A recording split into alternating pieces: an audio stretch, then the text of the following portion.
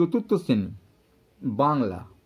আজ তোমাদের প্রথম পরীক্ষার জন্য প্রথম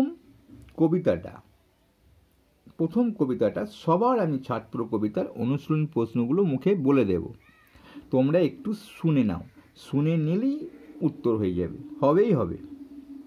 আর যদি লেখা আকারে পেতে চাও কারণ তাহলে ভিডিও নিচে আমি ডেসক্রিপশনে লিঙ্ক দিয়ে দিই, ডেসক্রিপশন যেখানে আছে সেখানে লিঙ্ক দিয়ে দিই, সেখান থেকে তোমরা ভিডিওটা পেয়ে যাবে, মানে লেখা আকারে পেয়ে যাবে, ওয়েবসাইটে পৌঁছে যাবে, বা গুগলে সার্চ করতে পারো, ক্রোমে সার্চ করতে পারো, তাহলেও পেয়ে যাবে। আমি সব প্রশ্নের উত্তরগুলো বলবো না, যেগুলো গুরুত্বপূর্ণ প্রশ্নের উত্তর সেগুলি বলে দেব, যেগুলো অল্প সময়ের মধ্যে মানে ভালো রেজাল্ট করা যায় সেই ধরনের প্রশ্নগুলো বলে দেবো। সব প্রশ্নগুলো যদি জানতে চাও তাহলে ওখানে দেখে নিতে পারো, ওখানে সব প্রশ্নের উত্তরগুলো দেওয়া আছে। কী হবে এখানে দেখো, প্রশ্নটা সুনির্মল বসুর লেখা দুটি বইয়ের নাম লেখো। দুটি কেন, অনেকগুলো বইয়ের নাম আছে। ছানা বড়া, ছন্দে টুংটাং, বীর শিকারী, বেড়ে মজা, হইচই, কথা শেখা।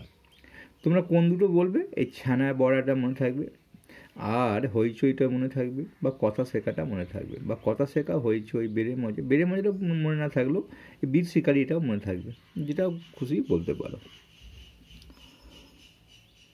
তিনি 1956 সালে কি পদক পেয়েছিলেন? তিনি বলতে এখানে ভুবনেশ্বরী, মানে তিনি বলতে এখানে সুনির্মল বসুর কথা বলা হয়েছে। অর্থাৎ সুনির্মল বসু 1956 সালে কি পদক পেয়েছিলেন? কি পেয়েছিলেন? ভুবনেশ্বরী পদক। এ দেখো বানানটা এখানে দেয়া আছে, ভুবনেশ্বরী পদক। কার উপদেশে কবি দিলখোলা হন? এখানে কার উপদেশে? কারণ আমরা জানি অনেক প্রকৃতিতে পাহাড় পর্বত নদ নদী এরা কবিকে শিক্ষা দিয়েছেন, বা কবি ওদের কাছ থেকে শিক্ষা পেয়েছেন। তো কার উপদেশে এটা তিনি দিল খোলা হতে শিক্ষা পেয়েছিলেন? এখানে মাঠের, অর্থাৎ খোলা মাঠের উপদেশে। খোলা মাঠ মানে ফাঁকা মাঠ। পাষাণ কবিকে কি শিক্ষা দিয়েছিল? পাষাণ কবিকে শিক্ষা দিয়েছিল কঠোর হওয়ার শিক্ষা দিয়েছিল। কবি কার কাছ থেকে কি ভিক্ষা পেলেন? হ্যাঁ, এখানে ভিক্ষা পেয়েছিল শ্যাম বনানী কাছ থেকে সরলতা ভিক্ষা পেয়েছিলেন, সরস্বতার ভিক্ষা পেয়েছিলেন। আমরা একটু দেখিয়ে নিই কোনখানে আছে। শ্যাম বনানীর কাছ থেকে, এই দেখো এখানে আছে, শ্যাম বনানীর কাছ থেকে সরস্বতার ভিক্ষা পেয়েছিল। এটা দীক্ষা নয়, এটা শিক্ষাও নয়, ভিক্ষা। কে কবিকে মধুর কথা বলতে শেখালো? চাঁদ কবিকে মধুর কথা বলতে শেখালো। নদীর কাছ থেকে কি শিক্ষা পাওয়া যায়? নদীর কাছ থেকে আপন বেগে চলার একটা শিক্ষা পাওয়া যায়। আপন বেগে চলা, আপন বেগ, মনের একটা যে গতি, সেই এটা করতেই তো করেই যাবো, এইভাবে বেগ আর কি। সন্ধি করে লেখো, এটা ইম্পর্টেন্ট প্রশ্ন।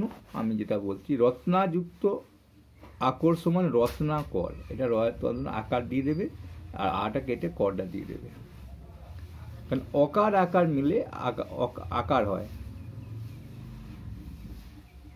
মেঘযুক্ত আলোক, মেঘা, এও আর কি মেঘা দিয়ে দেবে, আর আটা কেটে লোক করে দেবে, আলোক।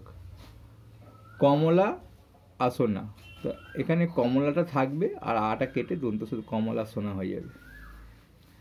সমার্থক শব্দটা গুরুত্বপূর্ণ, এটা জেনে নাও। চাঁদ হবে শশী, বা আরও হয়। সূর্য হবে ভাস্কর বা তপন। পাহাড় হবে গিরি, পর্বত। বায়ু হবে বাতাস। নদী হবে তটিনী। পৃথিবী হবে ধরা। সাগর হবে সমুদ্র বা জলধি, এগুলো হতে পারে। আর এখানে তেমন কিছু গুরুত্বপূর্ণ প্রশ্ন নেই, বাক্য রচনাগুলো দেখে নিতে পারো, ওখানে রয়েছে। এই সর্বনাম আসে না তোমাদের, বিশেষণ আসে না, গদ্যরূপও আসে না। এইখানে একটা ভালো প্রশ্ন আছে, বিশ্বজোড়া পাঠশালা বলতে কবি কি বোঝানো হয়েছে, কবিতায় কি বোঝানো হয়েছে? বিশ্বজোড়া মানে পৃথিবী জোড়া, অর্থাৎ পাঠশালা, পাঠশালা হচ্ছে যেখানে শিক্ষা দান করা হয় বা শিক্ষা পাওয়া যায়, যেখান থেকে শিক্ষা গ্রহণ করা হয় তাকে বলা হয় পাঠশালা। তেমনি কবি বিশ্বের কাছে, বিশ্বের বিভিন্ন বস্তুর কাছে তিনি বস্তু কেন, বিভিন্ন পাহাড় পর্বত নদ নদীর কাছে অনেক শিক্ষা দীক্ষা ভিক্ষা লাভ করেছেন। তাই কবি মানে এখানে যেমন দিতে পারো